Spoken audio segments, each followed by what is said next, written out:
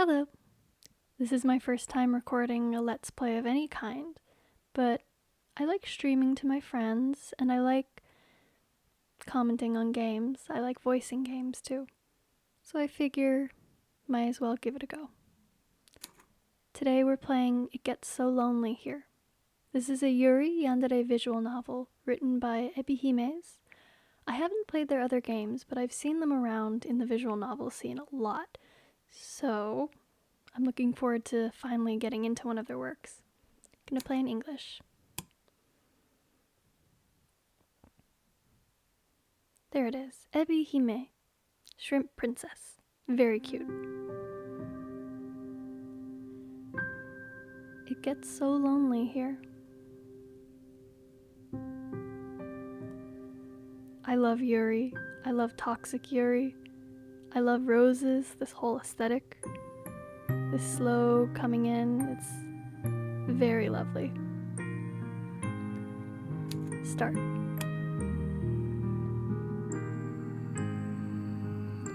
You are running through a forest. I really love this old visual novel aesthetic of like having the frames, the decorative roses. Not that that is an old thing specifically, roses have been around since the beginning of time, but just, I love this aesthetic. You are running through a forest. It is late at night, and the sky is as black as pitch. I already have a Steam achievement, Into the Woods, who knows what might be waiting for you. I love that musical. There is nothing to light your way, save for the moon's milky glow, but its rays cannot reach you, not properly. The trees which surround you, jutting out of the earth like eerie monuments to a foreign god, are blotting out most of the light. Ooh, very atmospheric already. Mwah, chef's kiss. This is so my shit. You cannot see where you are going. Even if you had commenced your flight at a more sensible hour, however, with the light of the sun to aid you, it would be of little use. You do not know where you are going. You have no map, no route, no plan. You are running like a frightened animal, anxious and nervy, with no destination in mind. You have no desire as you run, save to escape. God, this is so my shit. Is gothic the right word for it? I don't know the specific definition of what makes something gothic, but I'm pretty sure this is the vibe. You cannot let yourself be caught. If that were to happen, you are certain that you would be ruined. You have no choice, therefore, but to keep going, on and on and on, though your feet are screaming at you for mercy. I also love the backgrounds. They're like pixelated. I think it's a filter, but it looks really, really nice. You have no idea how long you have been running. Time has begun to blend together. It has lost all meaning. Something sharp snags at the hem of your skirt. Hem. Sorry. But you do not have the luxury to pause and examine what has happened. Instead, you tug. Your skirt tears, the sound splitting through the forest, and you stumble forwards with a shocked gasp. This is giving me, like, Red Riding Hood vibes. It's not that similar at all, but I think it's just the fairy tale kind of dark atmosphere, along with being a girl running through the woods. You are free, but at what cost? Your skirt has been irrevocably damaged, and that thing cost a lot. It might be too late to worry about such trivial matters now, though. If you do not start running again, and soon, she will catch you. Then, your life will be over. I mean, is it really that bad? Is it really that bad? There are worse ways to go out, I'm sure. I mean, anything for a cute girl, right? You do not know if she is still following you, but you do not want to risk looking over your shoulder.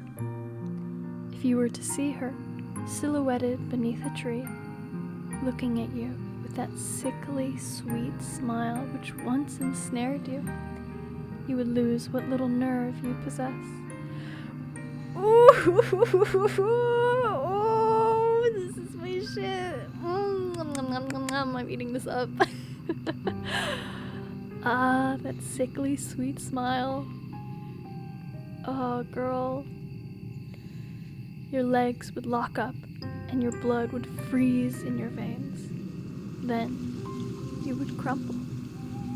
You would fall, but you would not hit the ground. You would fall in love.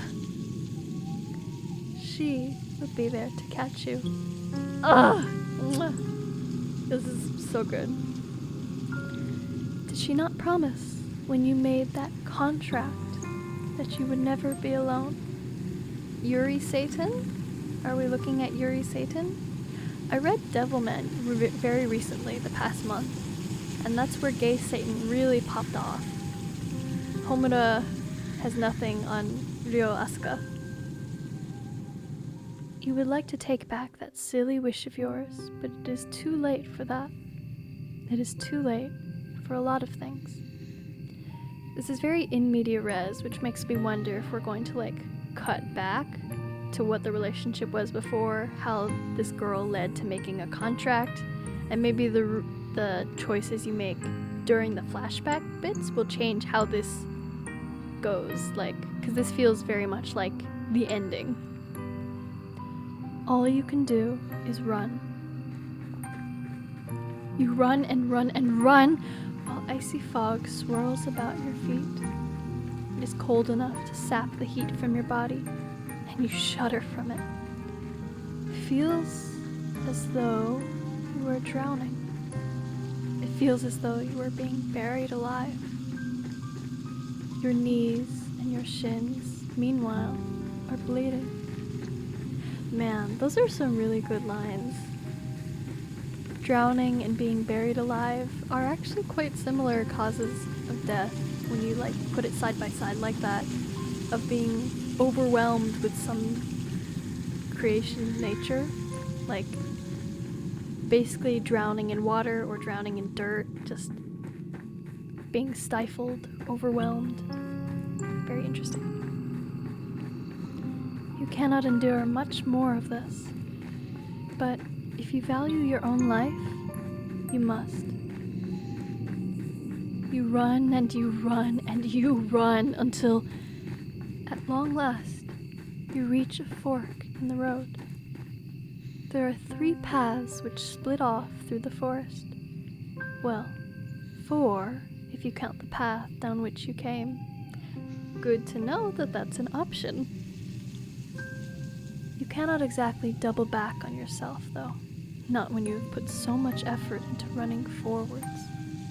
You can only press on. The 3 paths are signposted, which is something of a strange sight, given you are so deep in the forest. Dark though it may be, you have grown accustomed to the shadows.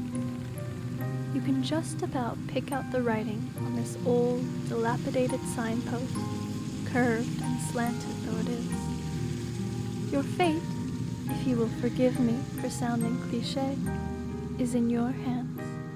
Ooh, I love... Who is the narrator? Is it the author, Ebihime, or is the narrator a character themselves? Who is telling the story? This is my shit. I love stories that play with this. Even if it doesn't go anywhere and it's just like a style choice, I still love it. Now, I wonder. They used first person again. It means something. It means something. Someone is watching your story. God, this is so my shit. Which path will you take? go to the shore, go to the village, go to the castle. I wonder if on like a second playthrough you unlock that fourth option of like go back on your path. I will save for now though. Even the UI is beautiful. I think this was made for Yuri Jam or like some kind of game jam. Fucking impressive. Incredibly, incredibly impressive. To have custom UI in any kind of game jam is really amazing. Okay. When I play visual novels, I usually like going top to bottom. Like if I'm not playing with a guide. I'm a very straightforward kind of visual novel player. I usually don't go, quote, out of order, end quote. So I'm most interested in the castle because, duh, it's a castle. I love that kind of thing. But I'll go from top to bottom, so we'll start with the shore. So, you want to go to the shore? Good idea. What will you discover there, I wonder? This night is far from over, and there are any number of adventures still awaiting you. I hope that you have prepared yourself in advance, and I too hope, for your sake, that you have learned how to swim. Wait, I want to look. Okay, it was go to the shore, go to the village, go to the castle. And this line of dialogue here, or like the narration, I hope that you've learned how to swim, makes me think that it's calling back to the line about like you feel like you're drowning. So I wonder if this one, if drowning is kind of a theme here, like water and swimming for this route, and then maybe for the village, because it's like, I assume it would be in the forest. The village feels it would tie back to like dirt and being buried alive and that kind of thing. And for the castle, I don't know, maybe something entirely different. I'm connecting the dots. I'm drawing lines from A to B, even if they're not actual connections. It's fun to do this. I have a sneaking suspicion that this skill might come in handy.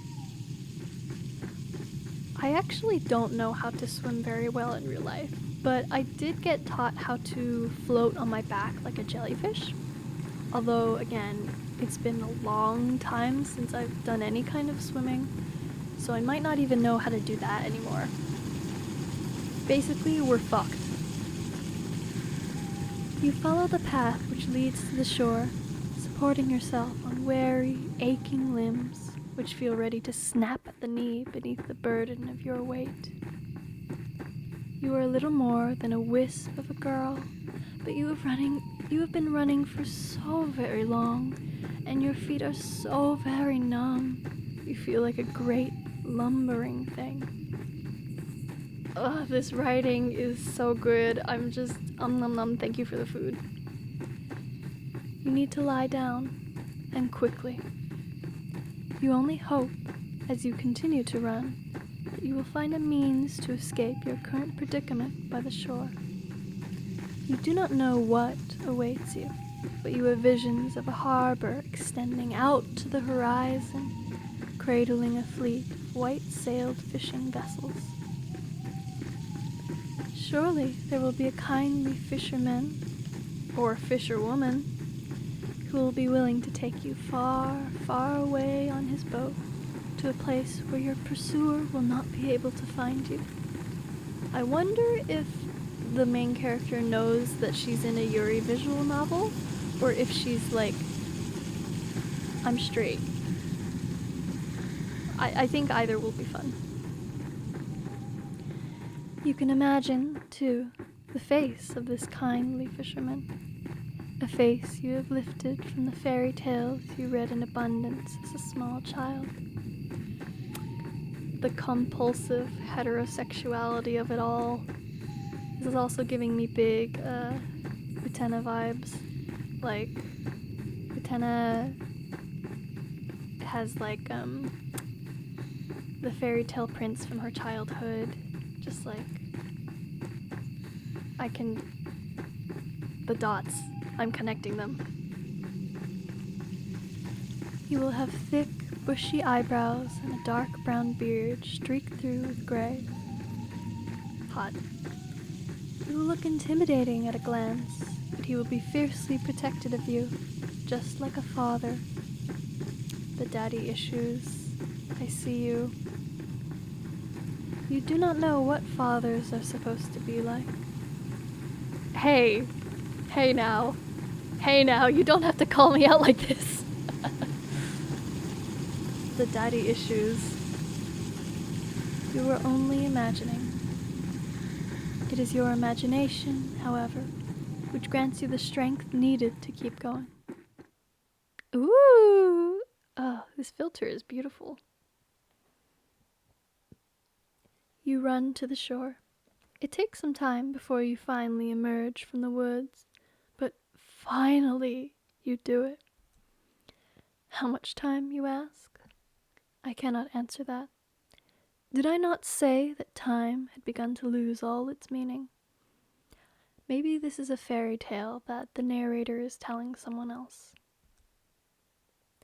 The forest is behind you now, at least, and all the awful nightmares that lurk within it. It is still cold, though, and still foggy. It is still dark, too. The sun has yet to rise. Ooh. You can see the moon more clearly now as it hangs above your head, round as any pearl or orb or crystal ball. Ugh, God, this writing fucks. The moonlight shines down upon the vertiginous cliffs, which plummet sharply downwards to an array of sharp, spiky rocks below. You felt, upon escaping the woods, a degree of hope, but the sight of these weather-blasted cliffs gives you pause. You inhale. Then you frown. Now what are you to do? You did not think this plan of yours through very well. Not that you had much in the way of a plan in the first place. Oh my god, the music. The vocals kicking in.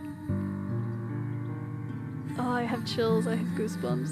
Woo! This is so good, this is so... Ebihime, did you write this for me? Tucking my hair behind my ear.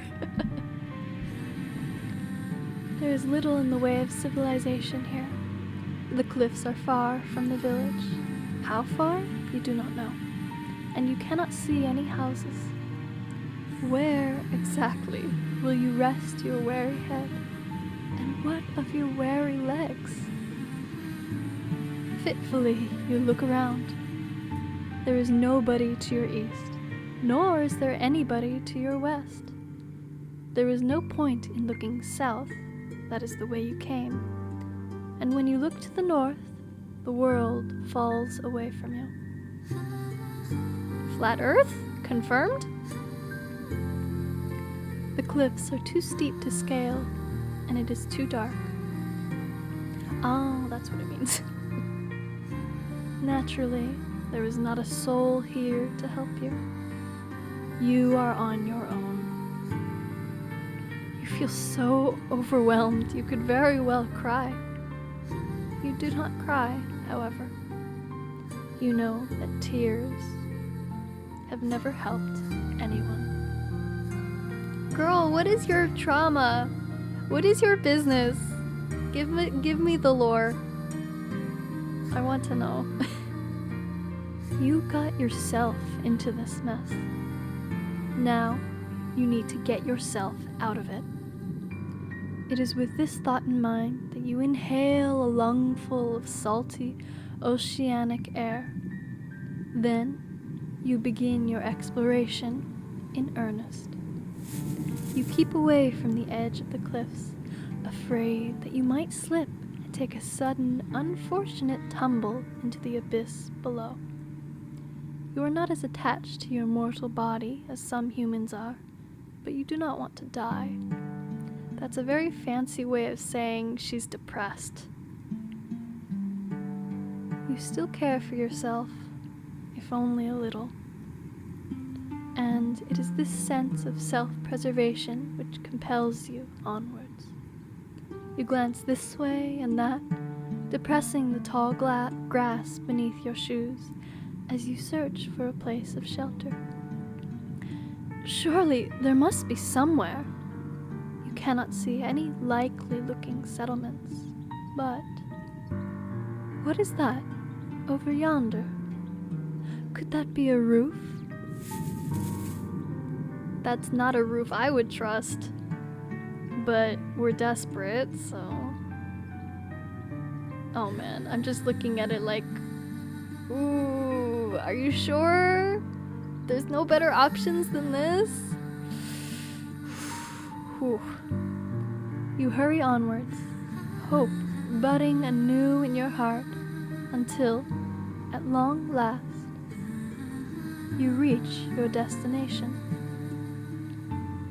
There is a house, after all, out here in the wilds, though it doesn't, at a glance, look very welcoming.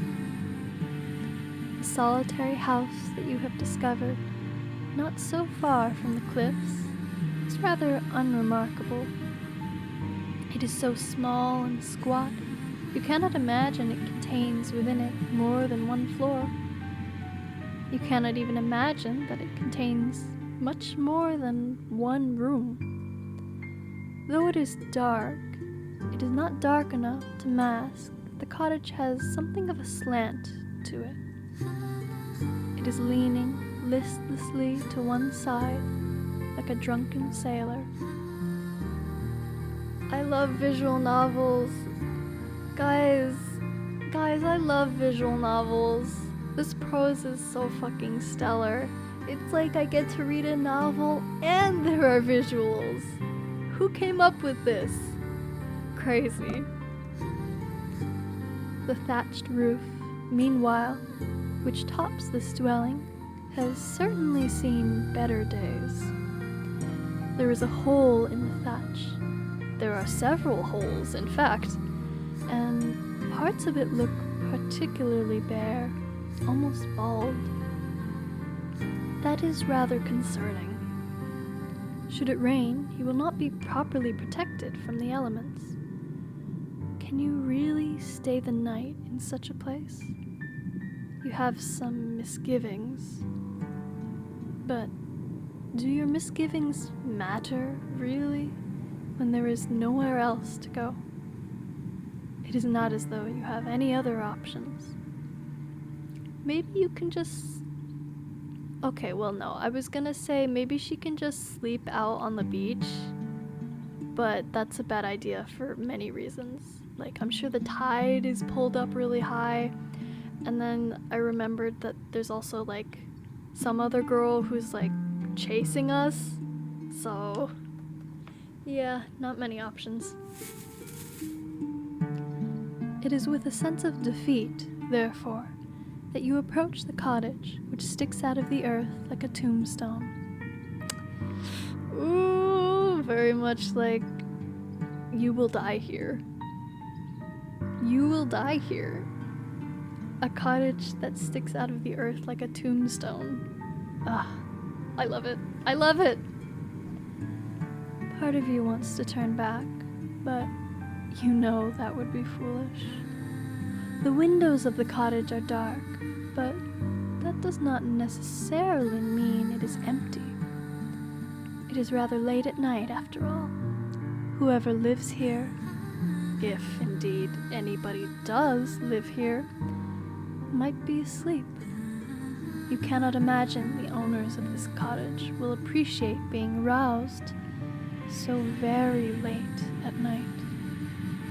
You cannot let yourself worry too much about these small details, however. Otherwise, you will never get anywhere. You swallow. The taste of the salty sea breeze is pungent in the back of your nostrils. Then, you rap the knuckles of your right fist on the door. You rap quietly. Sorry. I know that's not the context of this line, but you rap quietly. Like, You know, like rapping. You rap quietly at the door, hoping that they'll hear you. I'm so sorry, this is such a dumb joke. Anyway, you rap quietly at first, as in you rap your knuckles against the door, not as in you rap like R&B. I'm fine. I'm normal. But you do not hear any resultant shuffling inside the cottage. Fuck. You rap quietly. Okay, let's move on. Perhaps you do not use enough strength. Emboldened, you rap your knuckles on the door for a second time, more loudly this time. You wait a few moments, but still, you cannot hear anything. Perhaps the cottage is unoccupied after all. You knock for a third time, then wait. The third time is, as they say, the charm. But for all that, your knocking goes unanswered. Well, nobody can say that you did not try. More intrigued now than anxious, your fingers find the handle of the door. You pull it down and, to your surprise, it yields easily. The door swings back for you, as if by magic. As if, huh? I wouldn't be surprised if there was actually a witch in this game. It feels almost as if this was preordained. Ooh! Dark and gloomy. Scary. You step foot inside the cottage, which is very dark, and glance around. It is hard to see, given the lateness of the hour, but the cottage's interior is about as inspiring as its exterior. You know, I really like the aesthetic of the backgrounds, but I do feel that it's like there is some mismatch with the game UI. Like, the filter makes it feel like part of a different game. Maybe it'll be more cohesive once character sprites start showing up, but I also feel like the color palette of the UI is like a little bit mismatching with the backgrounds. I really like the backgrounds and I really like the UI. It's just that they both feel like parts from two different games. That's my soft criticism so far. Which is to say, not very. It is every bit as small and as cramped as you fancied when you observed it from the outside. There are a few cupboards which line the walls, a wood fire which has since been extinguished, and a straw pallet on the floor which must function as a bed. Your search is unsuccessful, however, when it comes to trying to locate other humans. You cannot find another soul. Surely that is to your benefit, though. If nobody else lives here, then you might as well make yourself at home. Or as at home as one can be, I suppose, in a small, cramped cottage such as this, with holes in the roof. You close the door behind you, then approach the straw pallet. All of a sudden, you feel incredibly weary. The tiredness that assails your limbs is absolute, so intense it overcomes the last of your concerns. You settle down upon the straw pallet, yawning as you do. It is not comfortable, but being able to lie down eases some of your aches and pains. Lying down, even on an uncomfortable makeshift bed such as this one, is better than standing. It is far, far better than running. Ooh. Your eyelids fall shut, your lashes melting together. Ooh! And, soothed by the sounds of the wind and the distant rolling of the waves, you fall asleep. Then you begin to dream. It is not uncommon, of course, to dream. The best and the worst of us do it, from queens in their castles to peasants sleeping in the straw. I guess this is sort of a medieval setting. Why, who is to say that all you have observed tonight has not, in a sense, been a dream of its own? Would that you make your nighttime fancies, then, a dream inside a dream? Perhaps our dreams are empty, hollow things stacked inside one another like little wooden dolls. Is that not a whimsical thought? How very droll. Your dreams, however, cannot be called whimsical, and neither are they particularly droll. They are not pure fabrications, as dreams sometimes are, fleeting fancies which can never come to pass. Your dreams are of a rather more pernicious sort. There's a lot of tough vocabulary in this one. But, context. I'm just guessing the vibes. In your dreams, you are at the conservatoire with your red hair tied back into 2 prim, proper braids. Cute. You are walking through the courtyard, clutching your books to your chest as you make your way to the library. Your head is bowed so as not to look at the faces of your passing classmates. You do not want to meet their eyes. These girls, with their sensible braids and their sensible shoes, are merciless. You hunch your shoulders together in this dream of yours, so as not to draw their attention. But alas, it is not enough. You stumble, clumsy thing that you are, and you fall. And just like that, all eyes are upon you. They are staring at you. They are laughing at you. You lay there on the ground by the fountain, your books scattered, and your skirt in a woeful state of disarray. Your knee hurts. Is it bleeding? You examine your injured leg, trying not to cry, and as this transpires, you hear a voice. One of your classmates is calling out to you. She has acknowledged you.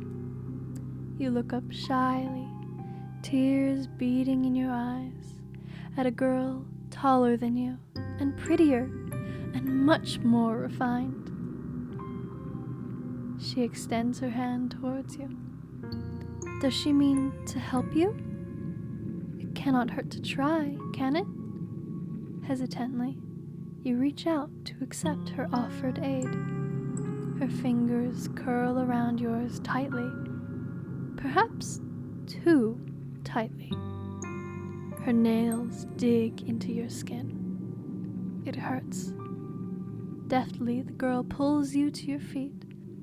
Your legs feel weak from your fall, and your knee is still aching, still bleeding. You stumble, feeling out of sorts, but you are not afforded much of an opportunity to gather your bearings. The girl's hands are on your shoulders. Man, the atmosphere of this writing is so strong that I don't want to make any jokes. I'm just swept up. I'm like, oh, what's gonna happen next? Oh, in my head I'm making jokes though, because I'm like, oh, I bet this yandere girl, I bet she likes that we're bleeding. I bet she's like, can I get some of that? The girl's hands are on your shoulders. She is laughing at you. No!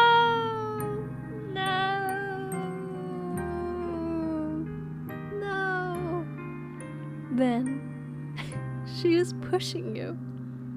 The sound of the fountain and the running water which drums against its basin is all of a sudden very loud. Ooh, that water theme is coming back. I don't know how much is repeated or common between the different choices. I'm assuming those 3 locations at the beginning were like going down different routes. I've been wondering when the next choice would be if we do get one. It is overwhelming. It surrounds you. Then it engulfs you. It is cold as ice. You cannot breathe. The rushing of the water continues, echoing in your eardrums over and over, and then, no. You do not want to remember this. Ooh, oh shit. What happened? What happened? Oh my god. Bullies. Sexy bullies. What if they push her head under the water of the fountain and then try to drown her? What good will it do? It is in the past, where the past ought to remain. You are never going to go back, not even in your dreams. It is this determination which forces you back into the world of the waking with the start. I will end the episode here. I need to drink some water, take a little break, check my audio, since, as I said before, this is the first time I'm recording a Let's Play, but I'm really glad I finally got the chance to read this. I think this will be very good for making me actually get through the games I want to play. So, thank you for listening. I hope you enjoyed. Have a wonderful day.